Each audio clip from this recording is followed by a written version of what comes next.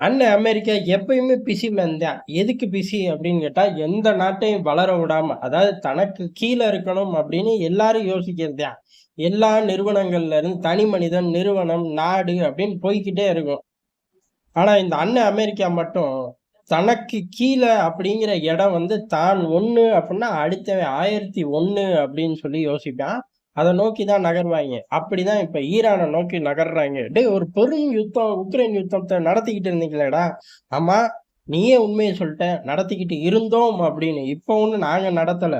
அது நின்னு தொலைய மாட்டேங்குது. நான் அங்கிட்டு ஈரான போய் சுத்தி பார்த்துட்டு வந்து பார்த்துக்கிறேன்."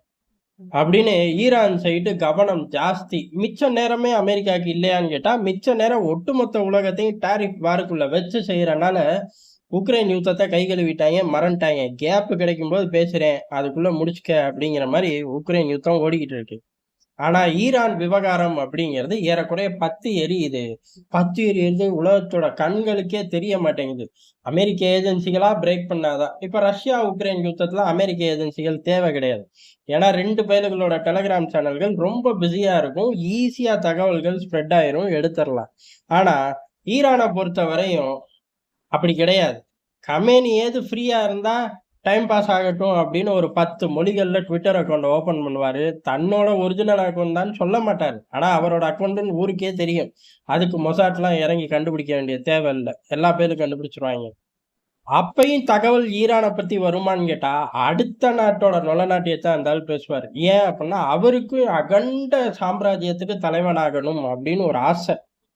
அந்த மத்திய கிழக்குல இருந்து வளைகுடா வரைக்கும் இந்த ஆசையோட 3 டிக்கெட்டுங்க இருக்கு. 1 பட்டத்து இளவரசர், சவுதியோட இளவரசர், அடுத்து வீணா போன துருக்கி அதிபர், அடுத்து அலி கமேனி, ஈரான். ஆனா பட்டத்து இளவரசர பொறுத்தவரையும், அகண்ட சாம்ராஜ்யம் அப்டின்னா, மத்திய கிழக்கு வரையும் தேவையில்ல. முதல்ல வளைகுடா கிடைச்சா போதும். கொஞ்சம் நிம்மதி, பெருமூச்சு, அமெரிக்காவோட அனுசரணை, இப்படி பல விதம் கிடைச்சா மத்திய கிழக்கு ஓகே அப்படின்னு தெளிவா விளையாடக்கூடிய பிளேயர். எர்டோகன பொறுத்தவரை தனக்கு எந்த தகுதியும் இல்ல. இஸ்தான்புல் மேயர சமாளிக்கவே முடியல. ஆனா உலகத்தோட தலைவனாகணும் அப்படின்னு சொல்லி மத்திய கிழக்கு வளைகுடா தாண்டி ஆசிய பகுதிகளையும் குறி வச்சு பேசுவார். ஏன் அப்படின்னா ஒட்டமன் பேரரசு அப்படின்னு எதையாச்சும் கதைய சொல்லுவார்.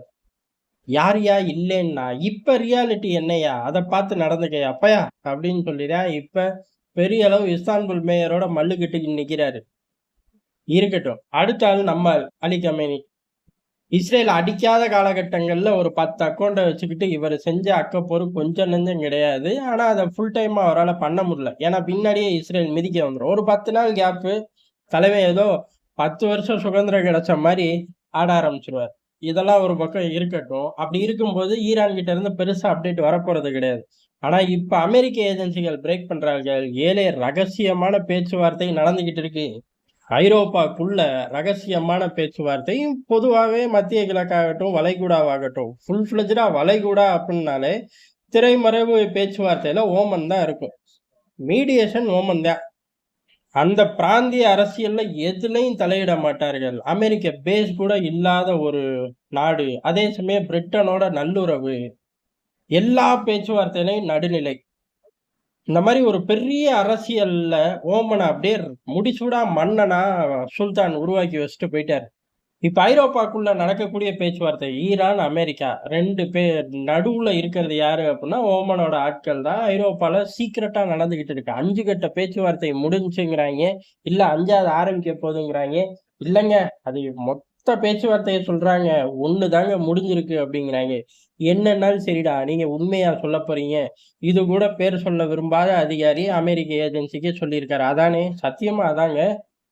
பேர் சொல்ல விரும்பாத அதிகாரி வெளியில செய்திய கசிய விட்டார். அமெரிக்க ஏஜென்சி கேட்ச் பண்ணிருச்சு. சரி கழுத இப்படிதான் சொல்லி சொல்லி வெளியில விடுவாய்ங்க. கேட்ச் பண்ண தகவல் என்ன அப்படின்னா, மறைமுகமான பேச்சுவார்த்தை ரொம்ப தீவிரமா ஓடுது. அந்த பேச்சுவார்த்தை அப்படிங்கிறது ஈரான் யுரேனியத்த செறிவூட்டக் கூடாது. அணு ஆயுதத்த கைவிடணும். முடிஞ்சா கை கழுவிட்டு வந்து உட்கார்ந்து பேசு. அப்படிங்கிற டீல் தான் அமெரிக்கா குடுத்துக்கிட்டு இருக்கு. இந்த செய்தி வெளியாகுது. ஃபிளாஷ் ஆன அடுத்த செகண்ட்ல ஆட்டோமேட்டிக்கா வெள்ளை மாளிகையில அடுத்த பிரஸ் மீட்ல போட்டு உடைச்சிடுறாய்ங்க. ஆமா நாங்க பேசிக்கிட்டு இருக்கோம். ஒவ்வொரு நாளும் முன்னேற்றம் அப்படின்ட்டாய்ங்க. என்னடா ஒவ்வொரு நாளும் முன்னேற்றம்? அப்ப ஈரான் ஒத்துக்குச்சா? அப்படின்னு கேட்டோம்னா, அத பத்திலாம் கேட்காத. ஒவ்வொரு நாளும் முன்னேற்றம். அந்த முன்னேற்றத்துக்கு காரணம் என்னன்னா, ட்ரம்ப் மனசுல என்ன இருந்துச்சோ அது செயல் வடிவம் பெற்றுச்சு. அவரோட செயல் வடிவம் தான் அந்த பேச்சுவார்த்தை டேபிள்ல ஹீரோ அப்படின்ட்டாய்ங்க. சரி, அப்படி என்னதான் அப்படின்னு கேட்டோம்னா, ஏறக்குறைய பிரஷர் உச்சகட்டத்துக்கு போகுது. எந்த அளவுக்கு அப்படின்னா, பேச்சுவார்த்தை அப்படிங்கிறது காலங்காலத்துக்கு நடத்த முடியாது. மாதங்கள் கணக்குலயும் நடத்த முடியாது. நாட்கள் கணக்கு தான். டக்குன்னு நேர கணக்கா மாறிரும். பேச்சுவார்த்தையில ஒத்துக்கலைன்னா, இஸ்ரேல் உன்னைய தூக்கி போட்டு மிதிக்க ஆரம்பிச்சுரும் ஈரான் அப்படின்னு சொல்லி அமெரிக்கா சொன்னா பரவால்ல. சவுதி ஆள் அனுப்பிச்சு சொல்லுது. அவர்களோட டிஃபென்ஸ் மினிஸ்டர் அனுப்பிச்சு, மன்னரோட செய்தி பிரத்யேகமாக உங்களுக்காக அப்படின்னு சொல்லி வேலை வெட்டி இல்லாம அனுப்புவார்களா? 1000 சண்டைகள் இருந்தாலும் இந்த பிராந்தியத்தோட நலன் அப்படின்னு சொல்லி அவர்கள் குடும்ப ஆட்கள் தானே. டிஃபென்ஸ் மினிஸ்டர்னா என்ன தனியா மக்கள் செல்வாக்குல மிதந்து வந்தாங்களா? இல்ல, அங்கெல்லாம் மன்னர் ஆட்சி. மன்னர்களே மக்கள் செல்வாக்குல தான் இருக்கார்கள். அதுலலாம் ஒண்ணும் குறை கிடையாது. அந்த மக்களோட வாழ்க்கை தரம் அப்படிங்கிறது உச்சபட்ச தரத்துல இருக்கு. அப்புறம் என்ன? அதனால அவர் குடும்பத்துல முக்கியமான ஆள் தான் டிஃபென்ஸ் மினிஸ்டர். அவரைத்தான் அனுப்பிச்சு விட்டு செய்தியை சொல்லியிருக்காரு. பேச்சுவார்த்தையெல்லாம் இவனுங்க சும்மா பேச்சுவார்த்தைன்னு பம்மாத்து காட்டுவாங்க. திடீர்னு பேச்சுவார்த்தையில நம்ம உட்கார்ந்து இருக்கும் போதே இஸ்ரேலை விட்டு அடிக்க விட்டுருவாங்க. அதனால சீக்கிரமே முடிச்சுக்குவோம். ஏமாந்துராத, பேச்சுவார்த்தை ரொம்ப நாள் நடக்கும் அப்படின்னு நீ பாட்டு எதுவும் பண்ணி வச்சிராத. இந்த பிராந்தியம் ஒரு யுத்தத்தை தாங்காது. காசா யுத்தத்துல நம்மலாம் என்ன ஆனோம்னு உனக்கே நல்லா தெரியும். காசா, லெபனான், ஏமன் அப்படின்னு ஓடிக்கிட்டே இருக்கு. டக்குன்னு கச்சா எண்ணெய் வயல்கள் பத்தி எரிய விட்டுருவாங்க அப்படின்னு சொல்லி ரகசியமான பேச்சுவார்த்தை. அதுல 4 பாயிண்ட் தான் வெளில வந்திருக்கு. ஏன் அப்படின்னா, அவர்களும் கமேனியுமே வெளியாட்கள் இல்லாம பேசியிருக்கார்கள். என்ன பேசியிருப்பார்கள்? இதைத்தான் பேசியிருப்பார்கள். இப்படி பண்ணுவாங்கடா, பண்ணிட்டு அப்புறம் நம்ம கச்சா எண்ணெயை கொளுத்தி விட்டுருவாங்க. அப்புறம் அதுல இருந்து எந்திரிக்கிறதுக்கு சின்ன லெவல் டேமேஜ் அப்படின்னாலும் எந்திரிக்கிறதுக்கு 8 மாசம் ஆகும். ஆனா யுத்தம் கீது வந்து பெரிய லெவல் டேமேஜ் அப்படின்னா 8 வருஷத்தை சாப்பிட்டுருவாங்க. இப்பதான் லட்சக்கணக்குல கோடிகளை கொட்டி அந்த ஆளை சமாதானப்படுத்தி ஊருக்கு அனுப்பிச்சு வச்சிருக்கேன். இல்லாட்டி பெட்ரோ டாலரை எதிர்த்த ஆச்சாக்கும் பூச்சாக்கும்னு மனுஷன் வந்து படம் காட்டியிருக்கான். அதனால பெரிய அளவு யுத்தத்துக்கு அவர்கள் தயாரா இருக்கார்கள். நம்ம தயாரா இல்ல. அதனால சீக்கிரம் பேச்சுவார்த்தையை நோக்கி போயிருவோம். இன்னைக்கு அணு ஆயுதம் இல்லாத நாடுகளையே அடிக்கிறதுக்கு ரொம்ப யோசிக்கிறார்கள். அணு ஆயுதத்தை வச்சுக்கிட்டு அதை போடுறதுக்கு தான் ரொம்ப யோசிக்கிறார்கள். அதனால அதையும் நம்ம அப்புறமா எடுத்துக்கலாம் அப்படிங்கிற மாதிரி உட்கார்ந்து பேசியிருக்கார்கள். ஆனா இது ஒரு சிக்கலான முடிவு. காரணம், ஈரான் கிட்ட இப்ப நம்ம பேசலாம் என்ன வேணாலும். ஆனா ஈரான் அப்படிங்கிறது ஒரு நாடு, வளமான நாடு தான். உடனே சவுதியோட கம்பேர் பண்ணக்கூடாது. அதே மாரி நல்லவனா, கெட்டவனாங்கலாம் இங்க தேவை கிடையாது. ஒரு நாடு ஒரு முடிவு எடுக்குது. அந்த முடிவு அப்படிங்கிறது அந்த நாட்டை எப்படி பாதுகாக்கும் அப்படிங்கிறதே தெரியாது. ஆனா பாதுகாத்தே ஆக வேண்டிய முடிவு எடுக்கணும். ஏன் அப்படின்னா, இந்த இந்த லெவல் ஈரான் நெருங்குனது இது முதல் தாட்டி. இதுக்கு முன்னாடி இத காட்டிலும் கொஞ்சம் அதிகமான கேப்ல நின்னார்கள். நிக்கும்போதே பெரிய அளவு ஹேக் பண்ணி அடிச்சு, தூக்கி தள்ளிவிட்டு தூக்கி வீசிட்டாய்ங்க. இப்ப நெருக்கம் அப்படிங்கிறது ரொம்ப இருக்கு. இத விட்டுட்டார்கள் அப்படின்னா, பல வருஷங்கள் பிடிக்கலாம், இல்ல பல மாதங்கள் பிடிக்கலாம். என்ன ஸ்டேஜ் அக்யூரேட்ன்னு நமக்கு தெரியாது.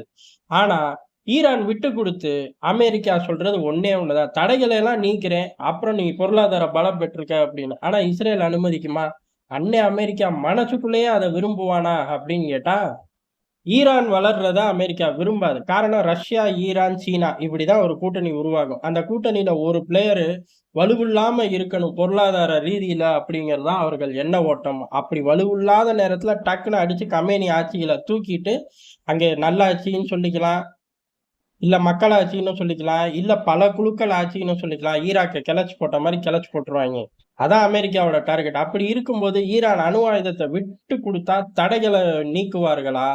பொருளாதார பலம் பெற விடுவார்களா? அப்படிங்கிறலாம் பெரிய கேள்வி. அதே மாரி இன்னைக்கு இந்த ஒரு ட்ரம்ப் கார்ட கழட்டி விட்டுட்டு, நாளைக்கு உக்ரைன் மாரி ஃபீல் பண்ணக்கூடாது. இதே ரஷ்யா, அமெரிக்கா உக்ரைனை உட்கார வச்சு, நாங்க 2 பேரும் பாதுகாப்புடா. நான் ஒரு சைட் பாதுகாப்பு, நீ ஒரு சைட் பாதுகாப்பு. நீ போல இஷ்டத்துக்கு கோதுமையை போட்டு ஐரோப்பா முழுவதும் உன் சந்தையாக்கிக்க. அவ்வளவுதானே அப்படின்னு அணு ஆயுதம் புடுங்கப்பட்டுச்சு. இன்னைக்கு ஜெலன்ஸ்கி, அன்னைக்கு நான் குடுக்காட்டி நீ எங்கே அன்னைக்கு பொறந்திருக்கவே மாட்டியா? இல்ல, நாங்க இன்னைக்கு குடுக்காட்டி இன்னைக்கு கிழிச்சு போடுவோம் அப்படிம்பாரு. சத்தியமா கிழிச்சிருக்கலாம். எப்படி அப்படின்னா, பாகிஸ்தானை விட கேவலமா தூக்கி ஜெலன்ஸ்கி வித்தாலும் வித்திருப்பாரு. அந்த மாரி ஆள் தான். அவர் மட்டும் கிடையாது. அந்த உக்ரைன் நிலப்பரப்பே அப்படி வினோதமா மாட்டிக்கிச்சு. எதுல மாட்டிக்கிச்சு? ஊழல்வாதிகளா மாட்டிக்கிட்டாய்ங்க. அந்த மாரி இருக்கும்போது, அதே மாரி இன்னைக்கு விட்டுட்டோம், திருப்பி பிடிக்க முடியுமா? இது ஒரு பிரச்சனை. திருப்பி பிடிச்சுக்கலாம் அப்படின்னு இப்ப விட்டா, பிடிக்க விடுவாங்களாங்கிறது 2வது பிரச்சனை. இந்த 2 விஷயத்துக்கும் தீர்வு கம்பெனி கையில இருந்தா மட்டும் தான், விட்டுக் குடுக்குற முடிவ எடுக்க முடியும். சரிப்பா, போட்டு பார்க்குற முடிவ எடுத்தா, அது என்ன மாரியான பிரச்சனைகள் வருங்கிறது எல்லாருக்கும் தெரிஞ்ச விஷயம் தான். ஈரான் தப்புமா? சிக்குமா? அப்படின்னு கேட்டோம்னா, ஈரானோட நிலப்பரப்பு அப்படி ஒண்ணும் போய் அடிச்சு தூக்கி போட்டு கம்பெனி கழுத்துல கத்தி வைக்கிற மாரி நிலப்பரப்பு கிடையாது. கூடுதலான சிரமங்கள் தான். அந்த சிரமங்கள அமெரிக்கா படுமா? அப்படிங்கிறது தெரியல. இப்ப ஏமன்ல படுறத காட்டிலும், டபுள் டக்கர் பஸ் மாரி படணும். படுறதுக்கு தயாரா அமெரிக்கா? தயார் இல்லைங்கிறனால தான் இவ்வளோ பேச்சுவார்த்தை. இல்லாட்டி கண்டுபிடிச்சுட்டான் அப்படின்னு சதாம் ஹுசேன் மாரி சொல்லி இறங்கி கம்பெனிய தூக்கி வீசியிருப்பாய்ங்க. இந்நேரம் பல ஆர்டிக்கள் இப்ப கிடையாது. 2, 3 வருஷம் 4 வருஷத்துக்கு முன்னாடியே பல ஆர்டிக்கள் சுத்தி இருக்கும். பல டாக்குமெண்ட்ரி போட்டிருப்பாய்ங்க. என்ன அப்படியே இருட்டு ரூம்ல ஒரு ஆள் உட்கார்ந்து கமேனி கிட்ட இருந்து தப்பிச்சு வந்த ஆள் அவரு. கமேனிய பத்தி சொல்றாரு அப்படின்னு சொல்லி கதை கதையா சொல்லி, மனித குலத்தோட எதிரி கமேனி அப்படின்னு காட்டியிருப்பாய்ங்க. அடிக்கிறக்கே அவர்களும் தயாரா இல்ல. அதனால தான் பேச்சுவார்த்தை வரை வந்திருக்கார்கள். இது எல்லாத்தையும் அலசி பார்த்து, ஈரானோட முடிவுல தான் ஈரானோட தலையெழுத்தே இருக்கு. பல வருஷங்களுக்கு ஈரான் இன்னைக்கு எடுக்கப் போற முடிவு தான். இன்னைக்கு எடுக்கப் போற முடிவு, எப்பேர்ப்பட்ட சிக்கலை ஈரானுக்கு கொண்டு வரப்போது, இல்ல கொண்டு வராம விடப்போதுங்கெல்லாம் வருங்காலங்கள்ல பார்த்துக்கலாம். ஆனா முடிவு இன்னைக்கு எடுக்கும்போது, அந்த பிராந்தியம் பயங்கரமா டிஸ்டர்ப் ஆகும். எந்த அளவுக்கு டிஸ்டர்ப் ஆகும்? ஈரான் விட்டுக் குடுத்தா, ஈரான் மேல உள்ள பயம் போகும். ஈரான் விட்டுக் குடுக்காட்டி, ஈரான் ஒரு யுத்தத்துல இருக்கும். ஈரான் யுத்தத்துல இருக்கு அப்டின்னா, கமேனி அடிக்கடி சொல்ற மாரி, மொத்த எண்ணெய் வயல்களும் பத்தி எரியும் பாத்துக்க அப்டின்னு. எனர்ஜி மார்க்கெட் டிஸ்டர்ப் ஆச்சுன்னா, உலகமே பத்தி எரியுங்கிறது தான் எதார்த்தமான உண்மை. இந்த அளவு சிக்கலான விஷயம். ரகசிய பேச்சுவார்த்தை ஓடிக்கிட்டு இருக்கு. அதுல ஒரு சின்ன பிட்ட தான் இப்ப கசிய விட்டுருக்காய்ங்க. மொத்தமும் கசியுதோ, இல்ல யுத்தமே வருதோ, வரும் நாட்கள்ல தான் தெரியும்.